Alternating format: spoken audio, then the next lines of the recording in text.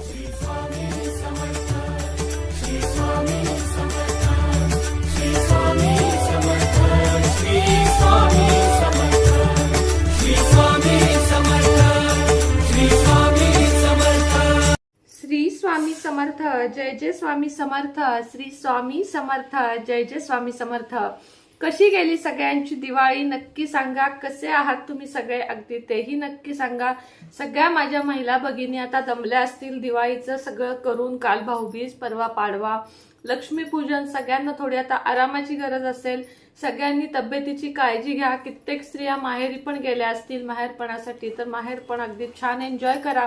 दिवाळीची सुट्टी आहे, मुलांना काही प्रेक्षणीय स्थळ, काही ऐतिहासिक स्थळ सुद्धा दाखवून आणा। नुसता प्रेक्षणीय स्थळी फिरण्यापेक्षा कधीतरी मुलांना किल्ला, गड अशा गोष्टींची पण माहिती द्या। काही संस्कार द्या, जपाची सवय लावा।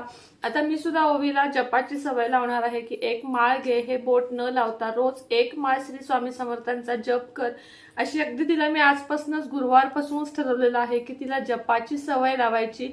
ही तिला आत्ता ती लहान आहे, आत्ता ती 8 वर्षाची आहे, तिला ही पुढं जर आजपासून करेल तर तिला ही सवय कायमपर्यंत राहील। असे मुलांना सुट्टीमध्ये वेगवेगळे संस्कार द्या, त्यांचा अभ्यास घ्या, त्यांच्याबरोबर वेळ घालवा। इतर वेळेस ते शाळेत असतात, त्यांच्याबरोबर आपण वेळ घालवू शकत नाही। ती जेवढे प्रश्न विचारतील त्यांची जमेल तेवढी उत्तरं देण्याचा प्रयत्न करा आणि अशा प्रकारे आपली सुट्टी एन्जॉय करा। तर आज मी तुम्हाला सांगणार आहे, उद्याचाच उपाय आहे, म्हणजे उद्या शुक्रवार, कुठल्याही शुक्रवारी करू शकता, उद्या असं नाही। उद्या शुक्रवार आहे म्हणून उद्या असं सांगत आहे।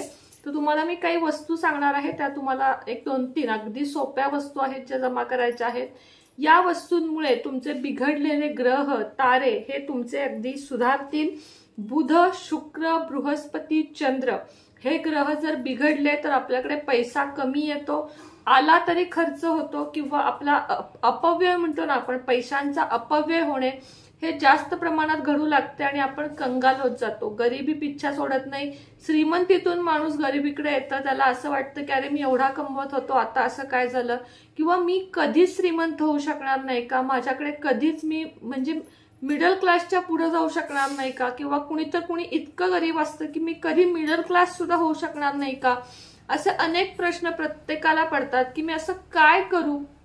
मग ज्योतिषांकडे आपण जातो, आपल्याला महागडे रत्न, क्रिस्टल असं दिलं जातं, मग ते न वापरता आपल्याला सृष्टीनं, निसर्गानं असं बरंच काही दिलेल्या आहेत गोष्टी, ज्यांना आपण रत्न वगैरे वापरण्याच्या ऐवजी या गोष्टी वापरून सुद्धा आपण आपल्याकडे पैसा खेचू शकतो, चुंबकासारखा खेचू शकतो। असे अनेक उपाय मी सांगत असते आणि त्याचे लाभही तुम्हाला होत असतात। आपल्या काल लाईव्ह सेक्शन मध्ये पण मला बऱ्याच जणांनी सांगितलं की हो ताई याच्यावर उपाय सांगा, त्याच्यावर, तर मी त्या प्रत्येकावर व्हिडिओ बनवण्याचा नक्की प्रयत्न करेन।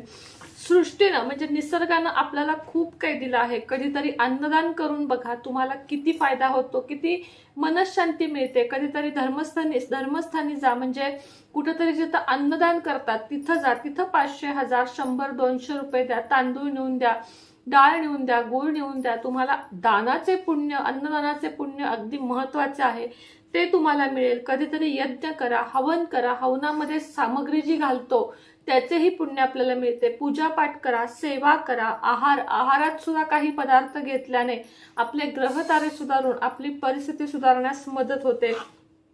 कधी फायदा नाही झाला एखाद्या उपायाचा बघा, आपल्याला काही फायदा होत नाही पण त्यांना आपल्याला नुकसानही होत नाही, असे उपाय मी तुम्हाला देत असते। अतिशय सात्विक, प्रामाणिक आणि साधे सोपे उपाय आपल्याला करायचे आहेत। आपल्याला सोबत एक गोष्ट सांगणार आहे, ती तुम्हाला ठेवायची आहे। काही दिवस, अगदी 1 महिना ते वापरून बघा, तुम्हाला त्यातून काय लाभ होतोय बघा। तुम्ही जर व्यवसाय करत असाल तर व्यवसायात प्रगती होईल, नोकरी करत असाल तर तुमचा पगार पुरवठी पडेल, प्रमोशन्स मिळण्याची संधी तुम्हाला लाभेल। रोजचं कमवत असाल, रोजचे 500 कमवत असाल तर 500चे 700, 1000 तरी नक्की होतील। अगदी असं खात्रीने मी तुम्हाला सांगते, कारण हा उपाय आजमावलेला आहे, खूप जणांनी वापरलेला सुद्धा आहे। त्याचप्रमाणे कसं आहे तुम्हाला एक सांगते, आपल्या समजा एखाद्या गोष्टीची आपल्याला जर म्हणजे एखाद्या जर दुर्गंधी वस्तू आपल्या शरीरावर असेल तर आपण दुर्गंध पसरवतो, मात्र आपण जर अत्तर लावलं तर आपण सुगंध पसरवतो। तसंच आपण जर पॉझिटिव्ह राहिलो तर आपण पॉझिटिव्हिटी पसरवतो आणि आपण जर निगेटिव्ह राहिलो तर आपण खूप निगेटिव्हिटी पसरवू शकतो। म्हणून नेहमी सगळ्यात आधी पॉझिटिव्ह राहा, आनंदी राहा, देवावर श्रद्धा ठेवा, उपायांवर श्रद्धा ठेवा, टाइमपास म्हणून किंवा करायचंय म्हणून उपाय करू नका, तर तुम्हाला त्याचा लाभ होणार आहे असं तुम्ही ठाम राहा आणि ते उपाय करा. शुक्रवारी तुम्हाला हा उपाय करायचा आहे, म्हणजे कुठल्याही शुक्रवारी, असं काही नाहीये शुक्ल पक्ष कृष्ण पक्ष, उद्या जमलं उद्या करा. तुम्हाला एक असा उपाय सांगणार आहे तो तुम्हाला ऐकायला थोडा वेगळा वाटेल. अशा दुकानात, ते कपड्याचं असू शकतं, ज्वेलरीचं असू शकतं, किराण्याचं असू शकतं, कोणतंही असू शकतं, ज्यांच्याकडे खूप जास्त गर्दी असते, डीमार्ट सारखं ठिकाण बघा तुम्ही, त्यांच्याकडे सतत गर्दी असते, किंवा सोन्या चांदीचं दुकान, एखादा आता गाळगी सराफ अशी जी दुकानं आहेत त्यांच्याकडे सतत गर्दी असते, ज्यांच्याकडे सतत गर्दी, ज्यांच्याकडे सतत पैसा येत असतो, जे करोडपती आहेत, अब्जपती आहेत, असं तुम्हाला वाटतं की अरे यांच्याकडे किती पैसा आहे, अशा एखाद्या दुकानात जायचं. शुक्रवारी गेलात तरी चालेल, गुरुवारी गेलात तरी चालेल, तिथून काहीतरी खरेदी करायची. 100 रुपयाची खरेदी करा, 200ची करा, 500ची करा. मात्र तुम्हाला त्यांच्याकडून 5 रुपयाचं नाणं, आता तुम्हाला समजा 100 रुपये 75 रुपयाचे तुम्ही तांदूळ घेतलेत एखाद्या डीमार्ट मधनं, तर तुम्हाला 15 रुपये परत मिळाले पाहिजेत. त्यांना तुम्ही 5चे नाणे देत असेल तरी सांगायचं की नाही आम्हाला 5 रुपयाचं नाणं द्या, काहीतरी कारण सांगा की आम्हाला 5चं नाणं हवं, ते देतील, नाही म्हणणार नाहीत. आणि अशा ठिकाणावरून सोन्या चांदीचं दुकान, डीमार्ट, मी तुम्हाला उदाहरणं दिली. खूप किराणा माल एखाद्याचा चालत आहे, एखाद्याचा खूप भन्नाट असा व्यवसाय चालतोय की बघून तुमचेही डोळे की बापरे इथं बघेल तेव्हा गर्दी असते. अशा ठिकाणी जाऊन तुम्हाला काहीतरी खरेदी करून मग तिथून 5 रुपयाचं नाणं घेऊन यायचं आहे. इझिली मिळालं तर खूप चांगलं, मागावं लागलं तरी चालेल, मागून घ्या की 5 रुपयाचं नाणं द्या.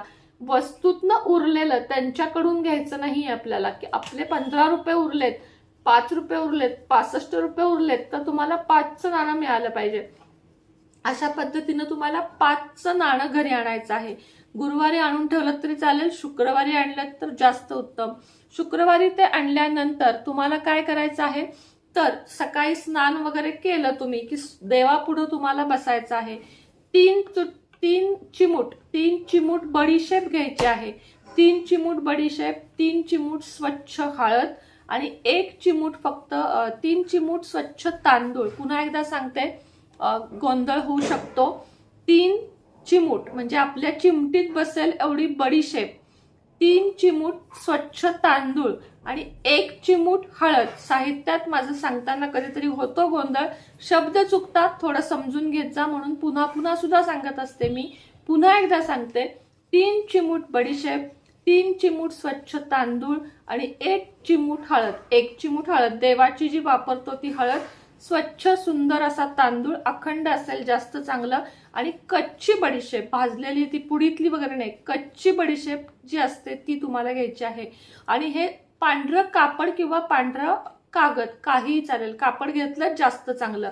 आणि लाल, पिवळा किंवा हिरवा एखादा धागा, कॉटनचा जो धागा मिळतो आपण जो हातात बांधतो अशा प्रकारचा धागा, एवढं तुम्हाला साहित्य घेऊन देवापुढे बसायचं आहे. त्यानंतर देवाची पूजा वगैरे करायची आहे. पांढऱ्या वस्त्रावर तुम्हाला ते 5चं नाणं गंगाजलानं धुवून ठेवायचं आहे, धुवून पुसून स्वच्छ ठेवायचं आहे. त्यावर 3 चिमूट तुम्हाला बडीशेप ठेवायची आहे. त्यानंतर तुम्हाला 3 चिमूट तांदूळ ठेवायचे आहेत आणि 1 चिमूट हळद ठेवायची आहे. आणि ओम श्रीम नमः, ओम श्रीम नमः, ओम श्रीम श्रीम नमः या मंत्राचा तुम्हाला 15 मिनिटं किंवा 108 वेळा असा जप करायचा आहे. तुपाचा दिवा उदबत्ती लावून देवापुढे बसून हा तुम्हाला मंत्र म्हणायचा आहे. त्यानंतर ह्याची एक पोटली करून ती लाल, हिरव्या किंवा पिवळ्या धाग्यानं, काळा धागा वापरायचा नाही, लाल, पिवळा, हिरवा कॉटनचा कुठलाही धागा वापरा आणि ती पोटली बांधा. ती पोटली हातात घ्या आणि म्हणा की आजपासून माझ्याकडे चुंबकासारखा पैसा खेचला जाणार आहे, माझी व्यवसायात भरभराट होणार आहे, प्रगती होणार आहे. महालक्ष्मी मातेजवळ तुम्हाला प्रार्थना करायची आहे. ओम श्रीम नमः मंत्र खूप सोपा आहे, महालक्ष्मीचा मंत्र आहे. ओम श्रीम नमः 108 वेळा कोणत्याही माळेवर किंवा बोटावर किंवा 15 मिनिटं 10 मिनिटं जप केलात तरीही चालेल. आणि त्यानंतर तुम्हाला ही जी पोटली आहे ती खिशात ठेवायची. तर तुम्ही घरातली 2 कमवताय, 2 पोटल्या तयार करा, 3 कमवताय 3 तयार करा. आणि त्यानंतर तुम्हाला काय करायचं सांगते, 30 दिवस झाले की यातलं 5 रुपये सोडून जे साहित्य आहे, अगदी कागद, हळद, बडीशेप, तांदूळ, हे सगळं साहित्य एखाद्या मोठ्या झाडाखाली, वडाचं असेल, पिंपळाचं असेल, तिथं तुम्हाला हे टाकायचं आहे. हे सगळं सामान बदलायचं आहे आणि पुन्हा ह्याची पोटली 30 दिवसानंतर बनवायची आहे. ही पोटली वापरताना रोज ही देवापुढे ठेवायची, रोज काढून खिशातून देवापुढे ठेवायची.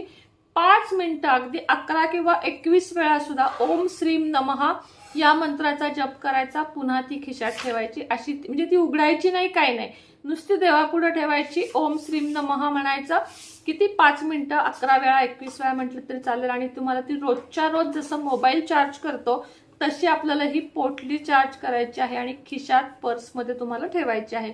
लेडीज जेंट्स कुणीही ही ठेवू शकता. अगदी एक तुम्ही तिजोरीत सुद्धा ठेवू शकता, 2-3 सुद्धा एका वेळेस तयार करू शकता. 30 दिवसात तुम्हाला याचे 30 दिवसात तुम्हाला याचे लाभ दिसू लागतील आणि फरक दिसू लागेल. अट एकच आहे, रोजच्या रोज चार्ज करायची.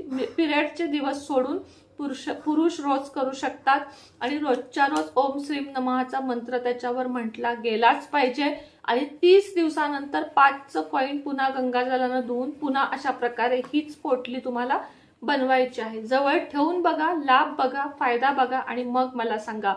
आजच्या व्हिडिओमध्ये जे काही सांगितलं आवडलं असेल तर नक्कीच मला सांगा. होतंय व्हिडिओ आवडला आम्ही करू, किंवा श्री स्वामी समर्थ तरी लिहिल्याशिवाय व्हिडिओतनं जाऊ नका. लाईक करा, शेअर करा, चॅनेलला सबस्क्राईब करा. पुन्हा भेटेन नवीन व्हिडिओ सोबत नवीन विषयासोबत. तोपर्यंत तुम्हा सर्वांना श्री स्वामी समर्थ.